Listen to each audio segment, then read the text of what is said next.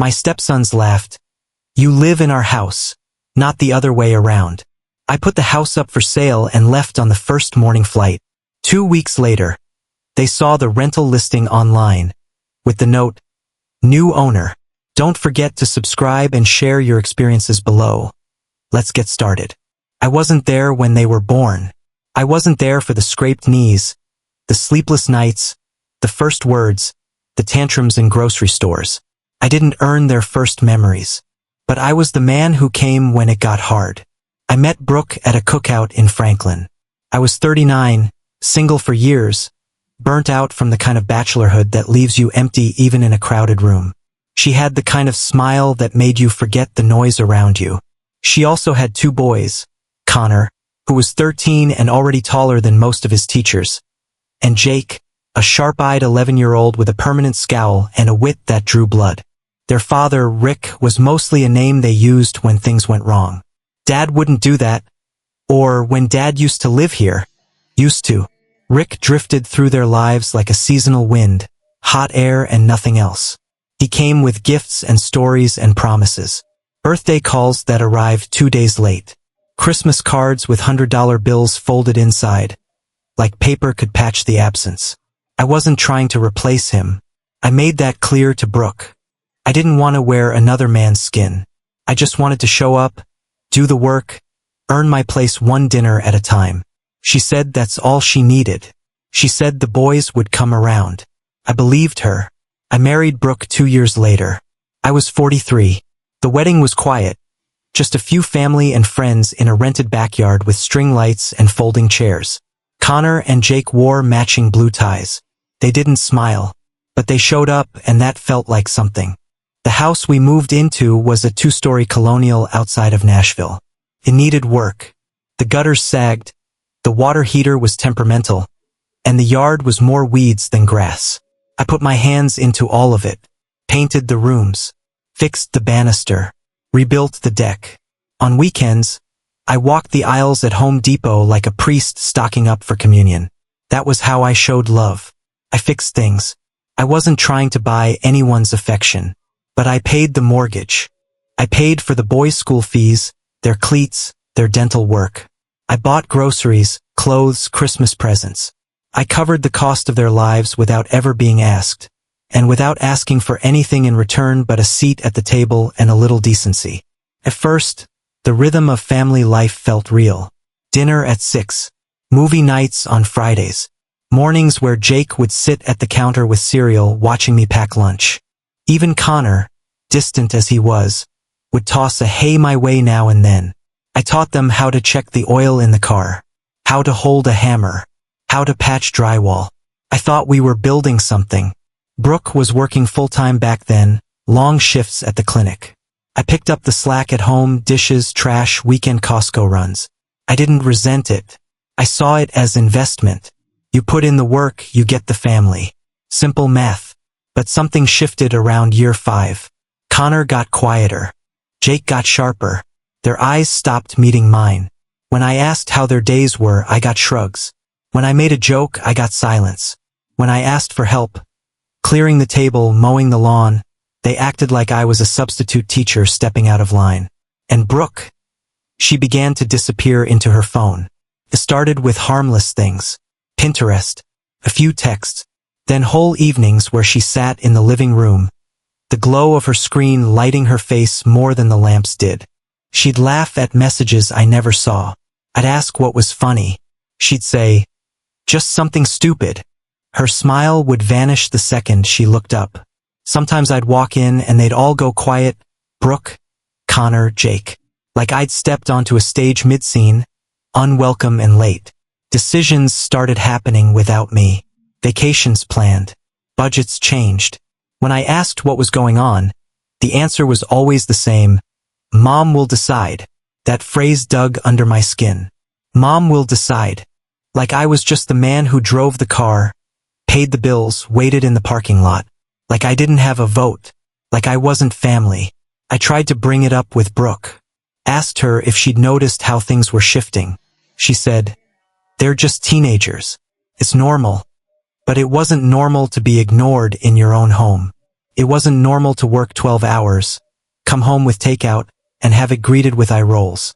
It wasn't normal to hear your name only when something was broken, or needed fixing, or needed funding.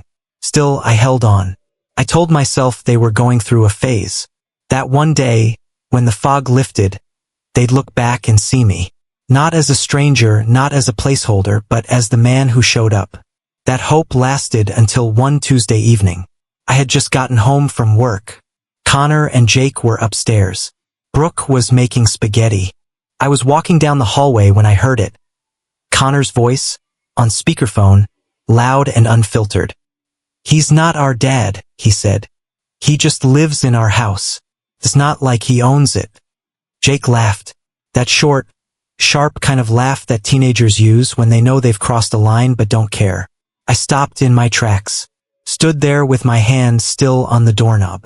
I waited for Brooke to say something. Anything. She was in the kitchen. She heard it. She didn't say a word. Just stirred the sauce like the moment didn't matter. That silence was the loudest thing I'd ever heard from her. I didn't confront them. Didn't storm in, didn't shout. I walked past the door, out the back, down to the garage. I sat on the old workbench I'd sanded down years ago, stared at the concrete floor, and felt something inside me settle. Not break, not shatter, just settle, like a final piece of the puzzle sliding into place. And the picture it revealed wasn't family. It was servitude. That was the moment I knew. I was not building something with these people. I was holding it up while they picked at the paint. Not a father. Not a husband, not really. Just a man paying for the illusion of family. And illusions don't hug you back. They don't thank you. They don't even notice when you're gone. Started like rot, slow, quiet, invisible from the outside. The kind that seeps beneath fresh paint and clean lines. You don't see it at first. You feel it. At dinner, Jake started looking through me instead of at me. Connor would mutter under his breath, just loud enough for me to hear, never loud enough for Brooke to notice. Or maybe she did. Maybe that was the beginning of her silence, not ignorance but choice. "Can you not?" Connor snapped one night when I asked him to put his phone away at the table. No apology. No glance. Just that tone, the one teenagers save for adults they've already decided are irrelevant. I looked to Brooke, expecting a word, a look, some support. Nothing. She kept eating. So I let it slide. One time, then two, then five. Each instance chipped away at something I didn't have a name for yet. The real turning point came on a Saturday. I was fixing the fence out back. One of the posts had rotted through, and the whole west side sagged like a bad metaphor. Sweat ran down my back. My knees ached from kneeling on gravel. I had just stood up when I heard it. Laughter, sharp and too casual for comfort, coming from the open living room window. "He acts like he owns the place," Connor said. "Like anyone cares what he thinks." "Seriously," Jake chimed in. "He's just the guy who pays for stuff. That's it. He thinks driving us to the lake makes him a dad." Connor laughed again. "Let him. At least we get free gas." I stood there, holding a rusted screwdriver, every muscle in my body locked. The sweat on my skin felt cold now. Not from the breeze. From the realization. They didn't just see me as less than a father. They saw me as less than a person. I walked into the house an hour later. Not angry, just quiet. They were on the couch, playing a game, pretending they hadn't said what they said. Brooke was in the kitchen, scrolling her phone, wine glass half full. I said her name once. Calm. Just loud enough. She looked up. "I heard them," I said. "Outside. Through the window." Her eyes blinked once, twice, slowly, like waking from a dream. "What?" "I heard them talk about me. What they think of me." She tilted her head, a flicker of discomfort crossing her face. "They're teenagers, Alex." That's all she said. No denial. No outrage. No defense. Just a lazy shrug dressed as empathy. "They're teenagers." That phrase hit harder than anything the boys had said. Told me everything. Not only did she hear it before, she accepted it. And with that sentence, she gave them permission. I walked upstairs without another word. lay down on the bed we had shared for almost a decade, and stared at the ceiling until my eyes blurred. That night I didn't eat dinner. No one asked why. No one brought me a plate. The house continued without me, like it always had. I sat in the dark and thought about every time I'd covered for Rick. Every time a child needed shoes, braces, therapy, and I stepped in. Every time a school called and I showed up. Every weekend I rearranged to be present. I remembered driving 6 hours for Connor's soccer tournament when Brooke had to work. I remembered the time Jake threw up in the back seat of my truck, and I cleaned it without a word because he was embarrassed. I remembered Christmas mornings when their eyes lit up at gifts I'd spent weeks tracking down, and how they never once asked where the money came from. They had rewritten me, from stepfather to ATM, from husband to handyman, from person to placeholder, and I had let them, because I thought patience was love. I thought showing up again and again would eventually earn me something back. But you cannot earn affection from people who believe your presence is a transaction. You cannot build family with those who believe blood is the only currency that matters. I tried to speak to Brooke again the next day. I told her I felt disrespected. I told her I felt like I was being erased. She exhaled, rubbed her temples and said, "You're overthinking it. They're just kids. Just kids." Words meant to comfort. Words that instead confirmed what I had begun to suspect. She would never fight for me. She would never demand that they respect me, because she didn't respect me either. I didn't leave. Not yet. But something in me began to retract, like a drawstring pulled slowly, inch by inch. I stopped trying to connect. I stopped asking about their day. I stopped cooking dinner for 4 and started microwaving meals for 1. I let the silence spread like a stain.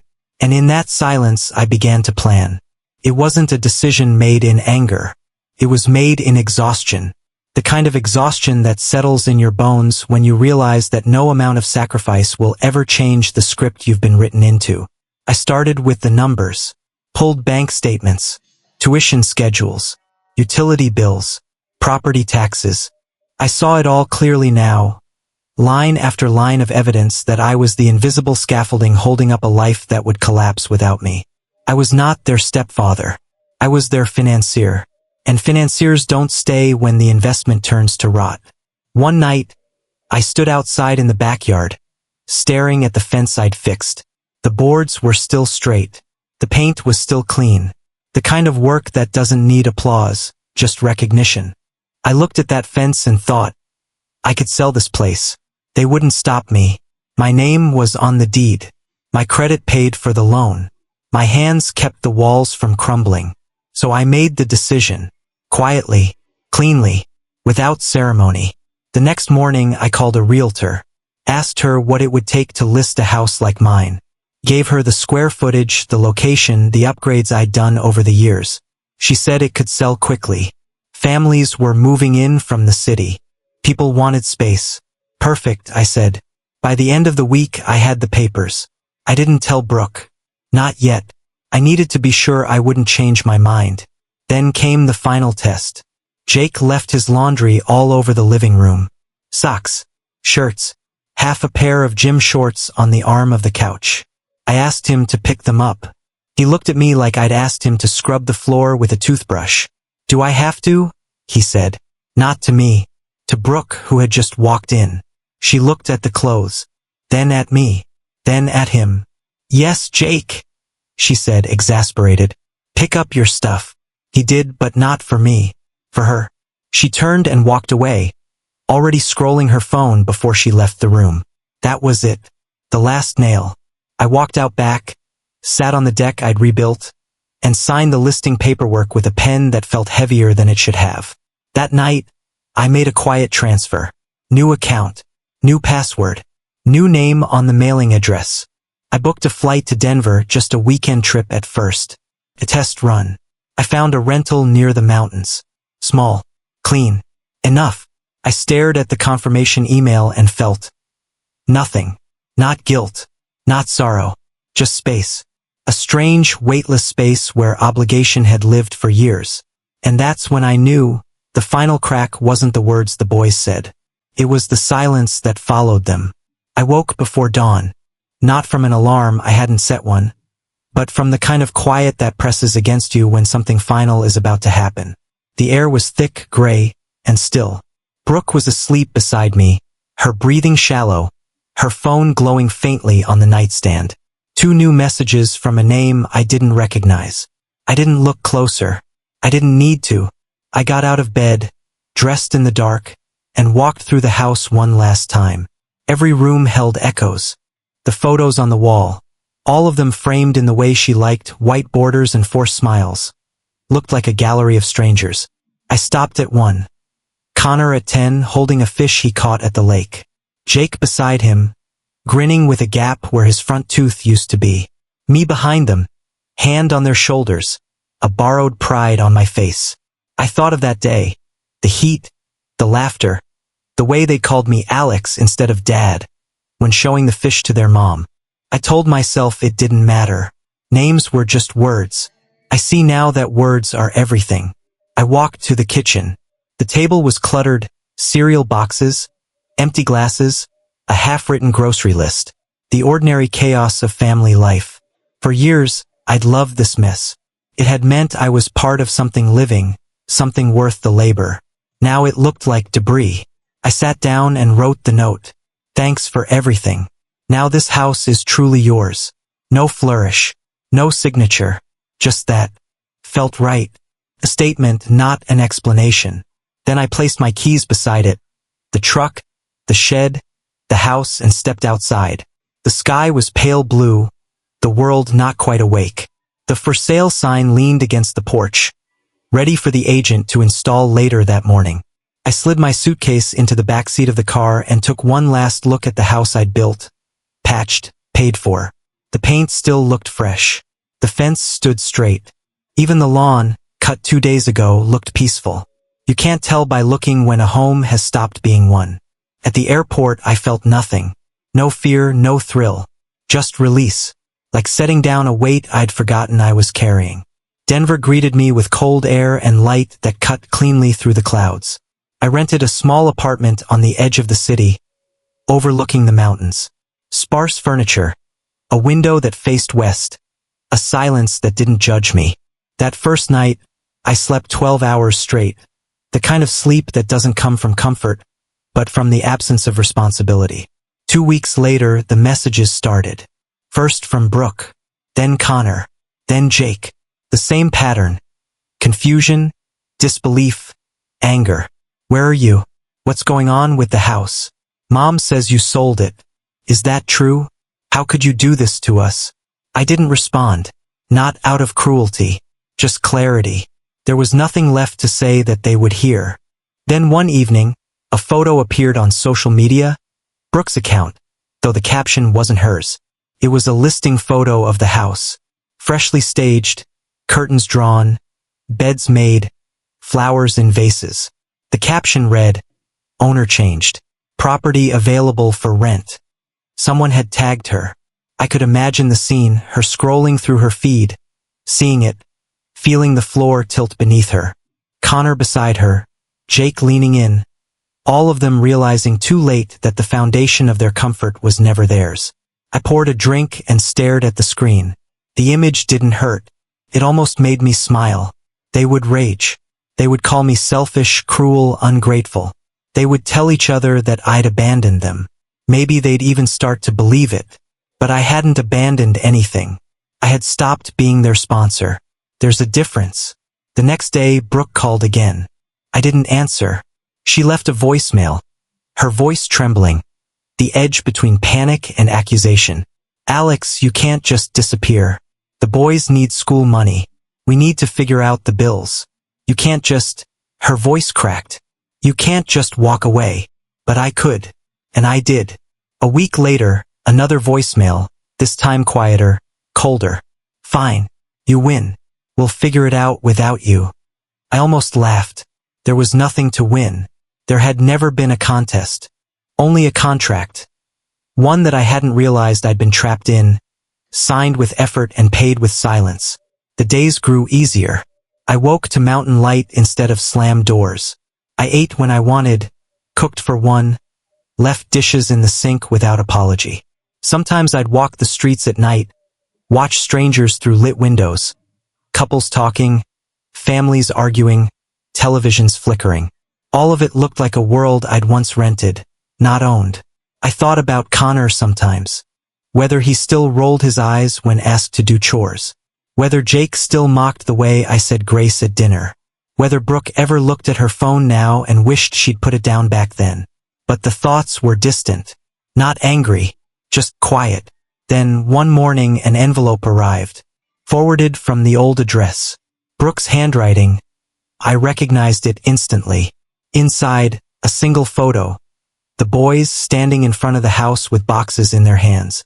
The caption on the back read, "We're moving. Hope you're happy. No return address." I placed the photo on the counter and left it there for days. It gathered dust, coffee rings, sunlight. Eventually, I threw it away. Not out of spite, out of peace. Because the truth is simple. I didn't destroy a family. I released myself from one that was already gone. People talk about sacrifice like it's sacred, like it redeems you. But sacrifice, when unreciprocated, doesn't sanctify, it corrodes. Turns love into labor. Turns giving into debt. And debt always comes due. I had paid mine in full. The quiet of my new life was different from the silence I'd known in Nashville. That silence had been heavy, filled with unsaid things, swallowed rage, unacknowledged pain. This silence was light, breathable. It wasn't the absence of sound, it was the absence of expectation. Some nights, I'd sit on the balcony, watch the city lights fade into the mountains, and think of all the things I'd built that no one ever noticed. The fence, the roof, the car repairs, the late bills covered without mention. Each act, once invisible, now felt like proof of something I could finally claim as mine, effort that no longer required witness. One evening, I got a message from an unknown number. "We saw the house listed again. Looks different now. Someone else's furniture. Just thought you should know." No name, but I knew it was Jake. I could tell from the rhythm of the words, short, uncertain, half an apology, half a probe. I didn't reply, because what could I say? That I missed him? That I didn't? That I'd forgiven them all but had no desire to return? Forgiveness doesn't always mean reopening the door. Sometimes it just means not looking back. By autumn, the apartment started to feel like home. I'd bought new furniture, nothing fancy, just enough. A wooden table, 2 chairs, a couch facing the window. I'd hung no photos. There was no one left to impress. I had dinner alone most nights, steak, sometimes pasta, always a beer. And in those quiet meals, I felt more peace than in 8 years of shared tables and forced small talk. One evening, I caught my reflection in the window, older, thinner, calmer. I thought of how much energy I'd spent trying to prove I belonged to people who never wanted me to. Felt absurd now, like watching a stranger beg for entry into a burning house. Some losses don't need mourning. They need understanding. And understanding, I've learned, comes only when you step outside the wreckage and look back without flinching. I hadn't abandoned a family. I'd left a transaction. They had chosen indifference. I had chosen freedom. And for the first time in years, both sides had exactly what they wanted. I didn't expect them to reach out again, but they did. It started with an email from Brooke. The subject line was blank. The body had only one sentence. "Connor's graduation is next month. He'd like you to come." I read it twice, not out of disbelief, but because it didn't feel like her voice. There was no guilt, no explanation, no punctuation even, just a strange detachment. Like she was writing a message on behalf of someone else. Like she didn't want to ask, but couldn't avoid it either. I didn't reply. I didn't delete it either. I left it in my inbox like a cracked photo frame you don't know what to do with. I went for a walk that night, the Denver wind colder than usual. The mountains had started to shift again. That's how I knew the season was changing. You learn to read the shadows out here. They speak clearer than people do. I thought about Connor in a cap and gown, walking across some stage, glancing into a crowd he assumed would be cheering for him. I wondered if he'd scan the seats and expect to see me. I wondered if he'd care. I wondered if he'd still call me, just Alex, under his breath when I wasn't around. But the truth was simpler. I didn't want to go. Not out of bitterness, but because I wasn't needed, not for the photos, not for the applause, not for the memory.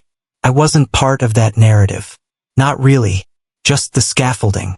A few days later, Jake messaged me directly. Hey, just wanted to say I'm sorry about the stuff we said back then. I get it now. It was messed up. Hope you're okay. No greeting. No sign off. Just that.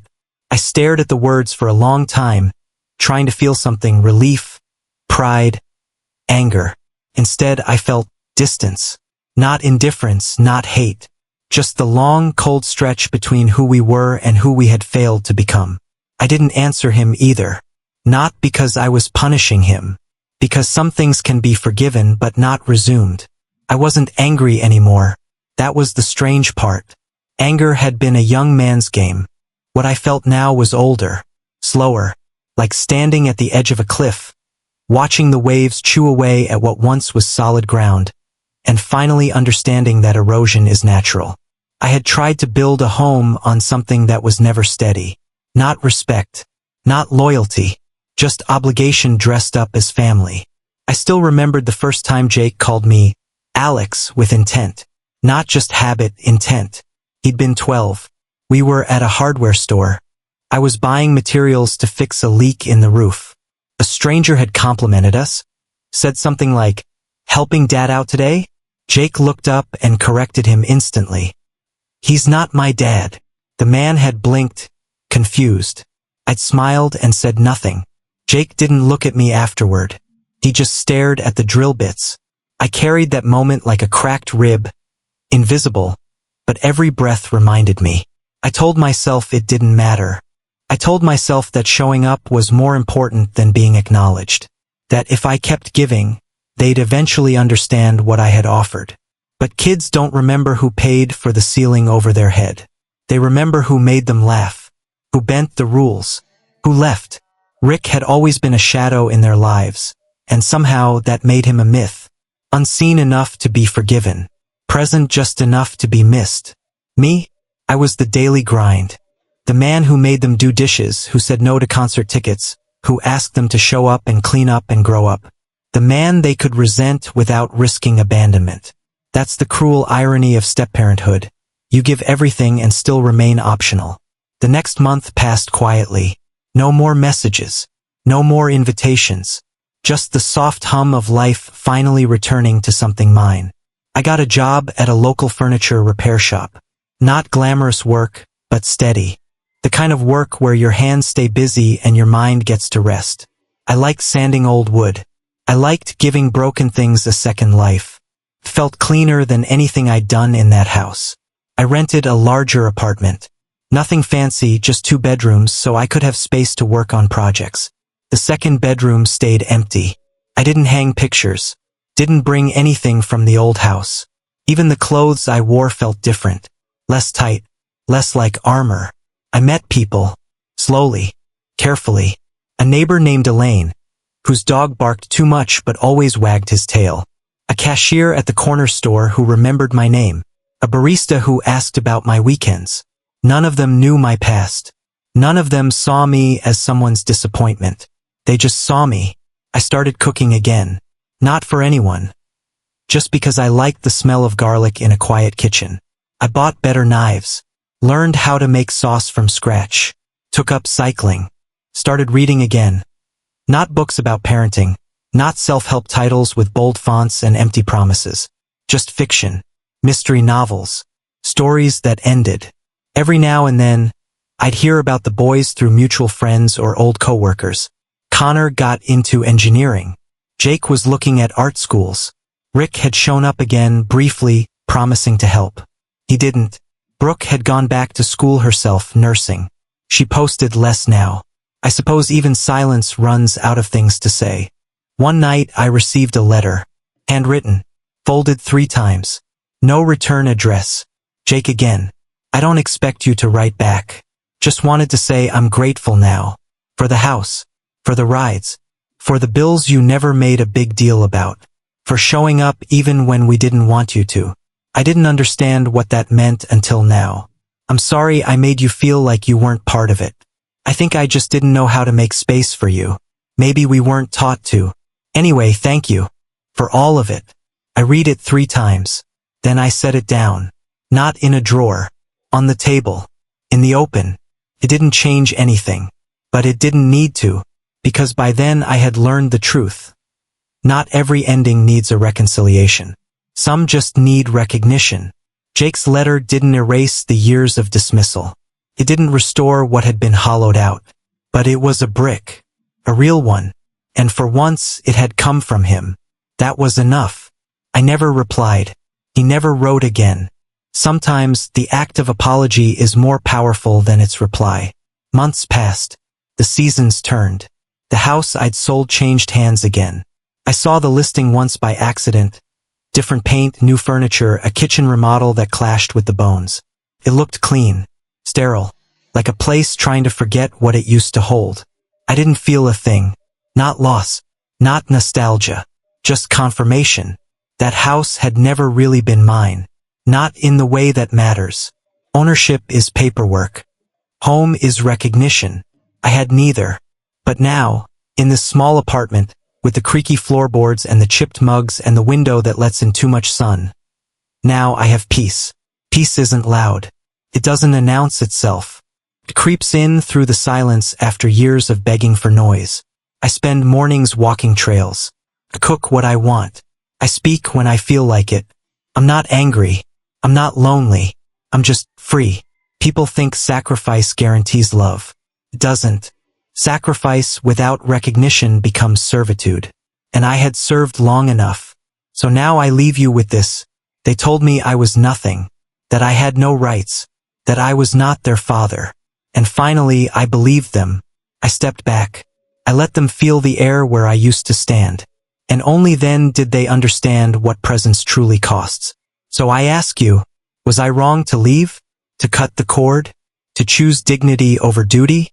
To demand that love be mutual or not given at all? Would you have stayed? Would you have kept pouring into a well that never echoed your voice back? Or would you have done what I did? Walked away before it drowned you?